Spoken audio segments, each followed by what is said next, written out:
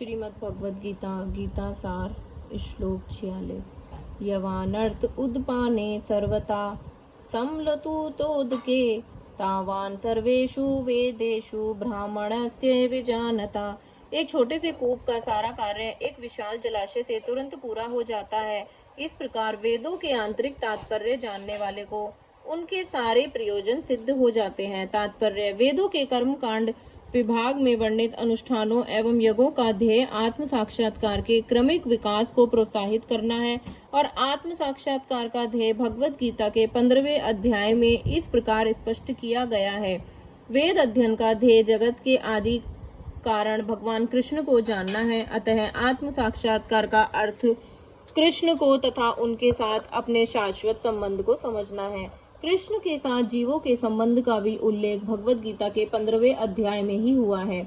जीव आत्माएं भगवान के अंश स्वरूप हैं। अतः प्रत्येक जीव द्वारा कृष्ण भावनामृत को जागृत करना वैदिक ज्ञान की सर्वोच्च पूर्णावस्था है।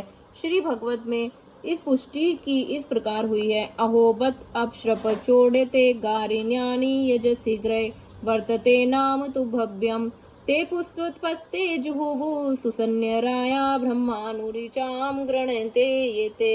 हे प्रभु, आपके पवित्र नाम का जाप करने वाला भले ही चांडाल जैसे निम्न परिवार में क्यों न उत्पन्न हुआ हो, किंतु वह आत्मा साक्षात्कार के सर्वोच्च पद पर स्थित होता है।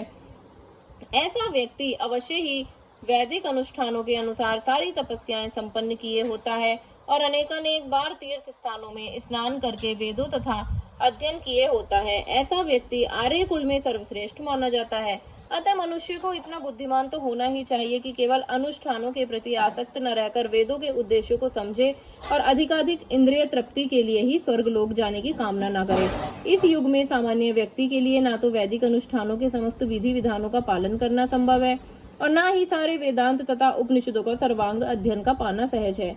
वेदों के उद्देश्यों को समझ संपन्न करने के लिए प्रचुर समस्या, शक्ति, ज्ञान तथा साधन की आवश्यकता होती है। इस युग में ऐसा कर पाना संभव नहीं है, किंतु वैदिक संस्कृति का परम लक्ष्य भगवान नाम कीर्तन द्वारा प्राप्त हो जाता है, जिसकी सस्तुति पत्नी पिताओं के उद्धारक भगवान चैतन्य द्वारा हुई है। जब चैतन्य के महान वैदिक पंडित प्रकाशानंद सरस्वती ने पूछा कि आप वेदांत दर्शन का अध्ययन न करके एक भावुक की भांति पवित्र नाम का कीर्तन क्यों करते हैं, तो उन्होंने उत्तर दिया कि मेरे गुरु ने मुझे बड़ा मूर्ख समझकर भगवान कृष्ण के नाम का कीर्तन करने की आज्ञा दी, अतः उन्होंने ऐसा ही किया। वे पागलों की तरह भावनोन्मत्त हो गए। इस कलयुग में अधिकांश जनता मूर्ख है और वेदांत दर्शन समझ पाने के लिए पर्याप्त शिक्षित नहीं है। वेदांत दर्शन के परम उद्देश्य की पूर्ति भगवान के पवित्र नाम का कीर्तन करने से ही की जा सकती है।